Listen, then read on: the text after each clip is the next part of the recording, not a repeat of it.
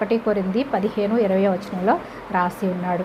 అయితే మనము ఈ దినము యోహాను సువార్త 20వ అధ్యాయము 1 నుండి మనం చూద్దాం. ఆదివారమున ఇంకను చీకటిగా ఉన్నప్పుడు మగ్దలేనే మరియ పెందలకడ సమాధి యొద్దకు వచ్చి సమాధి మీద ఉండిన రాయి తీసివేయబడుట చూచెను గనుక ఆమె పరిగెత్తుకొని పోయి సీమోను పేతురు వద్దకును యేసు ప్రేమించిన ఆ మరి యొక్క శిష్యుని వద్దకును వచ్చి ప్రభువును సమాధిలో నుండి ఎత్తుకొని పోయిరి, ఆయనను ఎక్కడ ఉంచిరో ఎరుగమని చెప్పారు.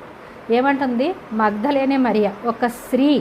ఆ స్త్రీ వెళ్ళి పెందలకడ లేచి వెళ్ళిపోయింది. ఆయన 3 దినాలు లేస్తానన్నాడు అని తెలుసు, కానీ ఆతృతతో వెళ్ళిందే కానీ యేసుక్రీస్తు ప్రభువారు లేస్తానన్నాడు కదా, లేచాడు అని గ్రహించలేకపోయింది. ఏమంటుంది తను?